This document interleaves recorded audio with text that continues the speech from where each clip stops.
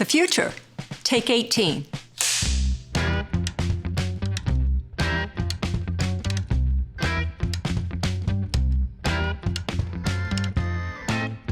Robots. Flying cars. Zombies. Zombies.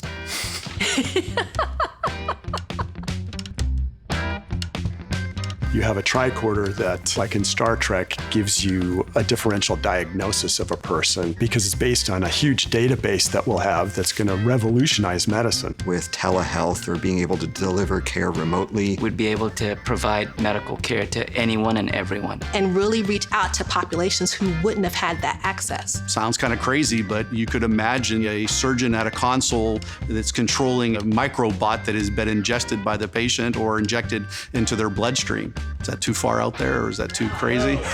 I actually hope that in 20 years, we have so many better treatments that we don't need to be in the operating room quite as much. You know, the role of a physician is obviously going to change moving forward because information and even technology are increasingly democratizing the process of medical care. We're getting to a place where that ivory tower is breaking down, and healthcare will really evolve into the partnership it was always supposed to be. The thing that scares me the most and excites me at the same time is machine learning, artificial intelligence. It's augmenting our ability to deal with these huge quantities of data that other kinds of robots are allowing us to collect. And that, I think, is going to be what allows us to transition from a broader therapeutic model to a more specific and individualized one. What excites me the most is the possibility that we could go in and correct the disease at the genetic level. This has real power to be that link to therapies that we just were only dreaming about a short time ago. You know, if you think about it, we are on a very slow process towards X-Men, right? It's a little bit scary. Or maybe we'll be able to transplant brains. Oh, man. We're going to take care of a patient who has what they call a locked-in stroke, where all they can do is blink their eyes up and down. The ability to transfer their consciousness to something else or someone else, that would be something that how many families and how many people would love to see.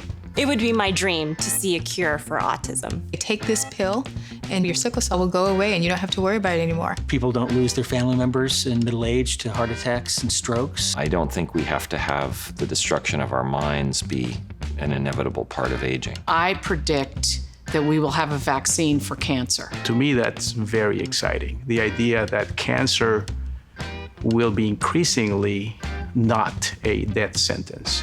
I think we're going to get to the point where we're so much better at preventing that we don't have as many diseases to have to think about.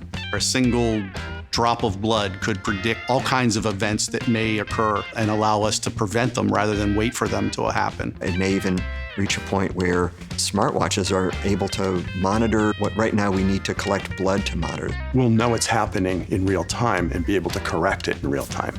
Well, in my field, which is cardiology, I'm excited by the possibility that I might be out of business in 15 or 20 years. That's the danger, right? Now you've got me worried. What are you going to do if we can cure cancer? I'll go do well women visits. I'll be a chef or something like that, I don't know. One of the reasons the future of medicine is going to be great is because we're getting more individuals from underrepresented backgrounds into these fields. And you can just tell some of these people are going to push the boundaries, and it's incredible where they're going to go, and I'm excited to be part of it.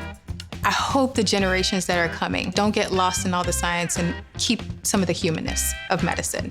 Communicating effectively to treat patients, I think, is going to be a big deal. The foundation of medical care is a one-on-one human interaction, and I can't ever see that disappearing even with all the technology. There's no computer test or algorithm that can make you feel here. I'm most excited about the journey and where we're going. Something else is coming. New therapies that we don't have now, with new drugs that have yet to be discovered. We could eradicate suffering.